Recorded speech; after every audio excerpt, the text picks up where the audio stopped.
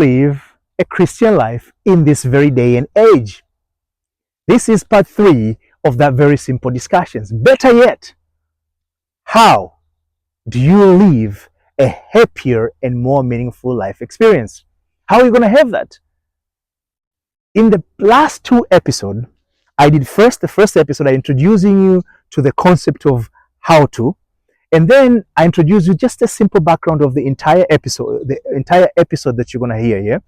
And the second part, we talked about the scripture itself, a little bit of it, and I introduced a story. The story where I left at a place where I was left with a choice either of feeling that I was a victim as a result of the circumstances, the situation that I was experiencing, or a choice to move forward and leave things behind. That was a choice that I had, and the choice was mine to make. The choice was mine to make. Not another, but mine. And so it was true for my wife. And this is what we did. We did something very simple. I chose to, actually I said, you know what? I am going to have a mortgage company. That's what I'm going to do. I'm going to start a mortgage company. I learned a lot about mortgages. I bought 2 homes already, and we still had both of the 2 homes. I can do this business. I felt that way. And so therefore, the following day, I remember I hopped online and registered the company. I think at that time you had to go to the State Department. I went to the State Department office it was somewhere in Minneapolis, in St. Paul, and I was able to register, fill the paperwork, and me and my wife, we started a company. 2 broke couple started a mortgage company, and we started with excitement. But my wife was very supportive, and she has been all my journey of my life. So I'm really, really humbled by her support in each and every step of my life. And she said, you know what? You focus on building the mortgage company, and I'm going to be supporting you along the way, whatever I need to. But let me focus, to add a little bit of income, because you have a learning curve. I said, but I know how I've been taking care. She was a paraprofessional. She was a special ed teacher. So she dealt with kids. So she said, I know how to take care of kids. I grew up in a household where I was the firstborn, and she had taken care of all her siblings. So she's like, I know how to take care of kids. Can I just do that? Can I start a daycare here at home where we'll have a few people, so at least we'll have money while you're doing this? I said, if that's what you want to do, let's do this. So she sent flyers and announced to her friends and other people. And we had a few people who came in. Most of them didn't want to pay because they knew us. And many of them so it was it wasn't like a perfect start. It wasn't like, wow, everything else worked. And I started diving into learning about the mortgages. I went in the certificate, the licenses, and I started looking for the wholesale lenders who will be able to fund those loans that I will originate.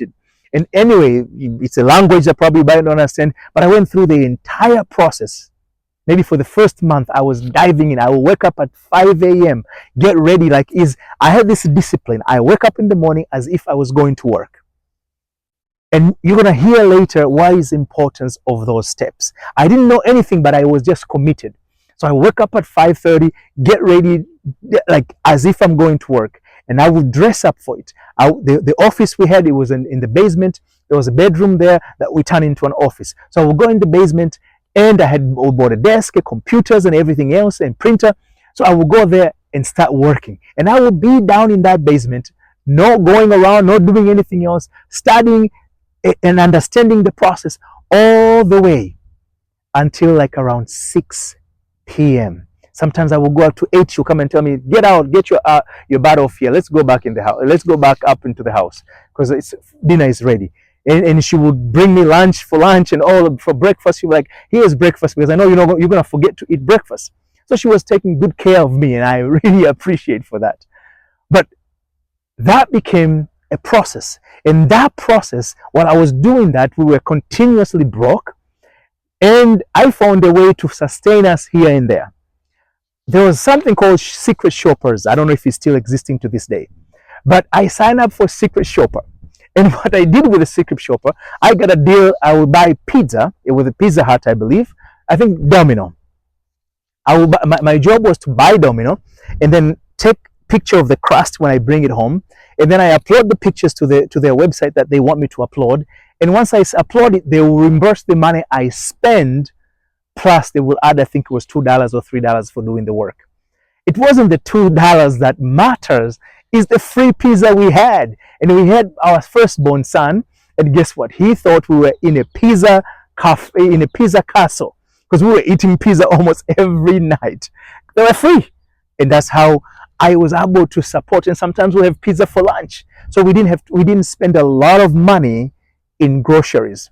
And eventually, when the saving ran out, because that process went 2 months, 3 months, 4 months, 5 months, 6 months, and we had no client at all for a period of 6 months. Somewhere along the way, saving ran out. And we had 2 cars. I took my 2 cars to my bank, to my wife, actually, my wife's credit union at that time. And we went and asked them if they can lend us money against those cars because they were paid off. And they gave us a loan. And that loan kind of gets us going along for a few months again. And one day I remember I was at a place called Casco. It's a wholesale store, for those who knows about it. And as I was pulling in, there was a car that the guy was probably going maybe 20 to 30 miles an hour in the parking lot of Casco. And I said, this guy must be crazy. He had his the car was a sporty car kind of. I'm like, this guy is crazy, because we just pull out. I'm coming out of the car and I see this guy just whining. I'm like, this guy is crazy. I look at him and I'm like, man, that guy is just crazy in his every aspect.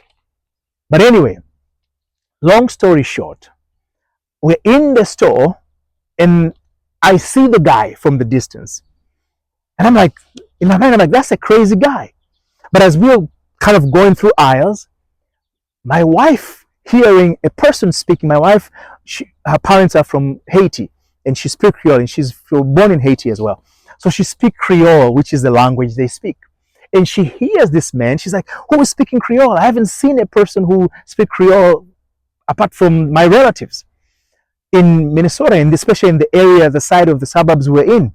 And I'm like, I don't know. But as I looked, I see it's the guy who I thought he was a crazy guy on the parking lot.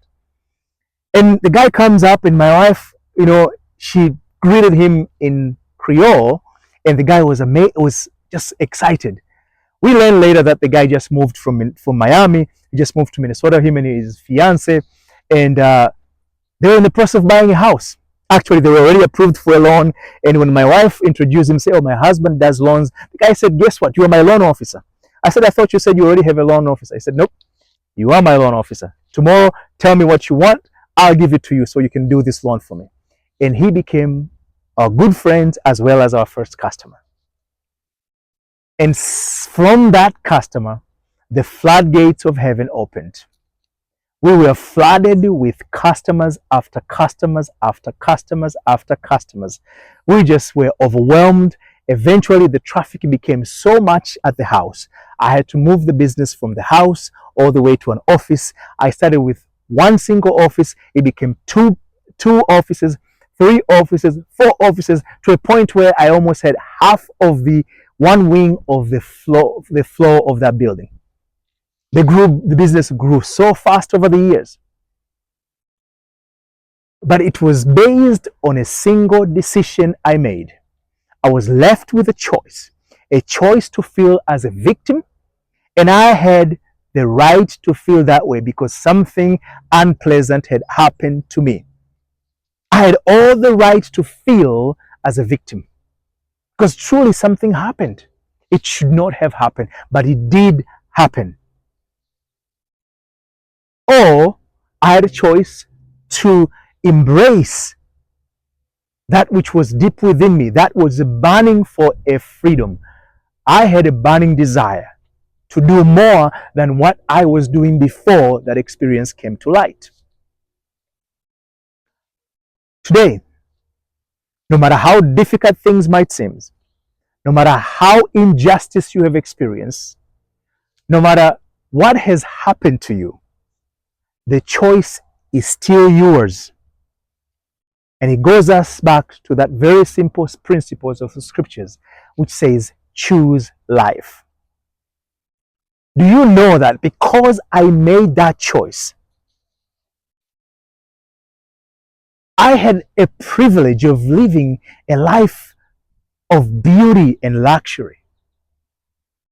At the time when we started the business, we had a house that was only about 3,000 square footage, which is a decent sized home in the neighborhood, in a suburb that was in a neighborhood that was very nice neighborhood.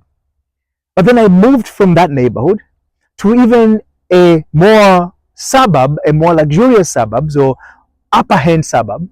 I bought a house that was 10,000 square footage, over 10,000, with a 3.5 acres. I could not have imagined as I was, came to this country with only $3,000 in my pocket that my mom had to borrow from her sister, and kindly her sister was willing to give it to her, that I can have the privilege and the opportunity to come to the United States and end up in Minnesota. I grew up in a house that at the time I was a child, the toilet was outside the house. We didn't have an indoor toilet. We had an indoor plumbing system, but not a toilet. But there I was, left that experience, and come, and here I was at a place, a life field of luxury, 10,000 square footage house, 3.5 acres in a prime area. But it was so, not because I was genius, not because I was brilliant, not because I was special, because I made a choice to embrace something new with a promise. That's something new that we started where we were all laid off. Me and my wife were laid off. We were able to build to a point that business was generating over $1 million in revenue. Today, $1 million is nothing, but 2006, it was something, especially for somebody like me and my wife. We didn't grow up in wealth. We didn't come from any wealthy families. We just embarked in a journey, and we were committed to create something of value. And we were able to create that value without spending a single dime in advertisement. All of our clients came out of a referral because we were committed to providing a valuable services. Most of our clients were like families. I treated them with kindness. I provided support. I did everything else as if I would have liked to be done unto me. I didn't know the principles behind that process. I didn't know that there was I was applying scriptural principle, but I was. And yes, because of some circumstances, because of the ignorance, I lost all of that. But today we're not talking about the loss side. I will inform you of how and how that became. But here is the point that I want to bring it to you. When the scripture says today I have given you the choice between life and death, between blessings and curses. It is a real choice. It is a real calling. I hope with my brief story, wherever you are in the scale of life today, you will be inspired to be able to choose life. And this is what it means to choose life.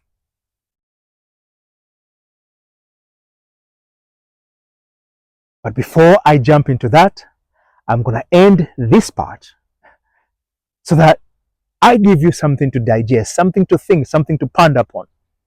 But before you leave, I'm encouraging you to subscribe, to like, to follow us. And until then, I look forward to see you on the fourth part of this important and valuable lessons or teaching.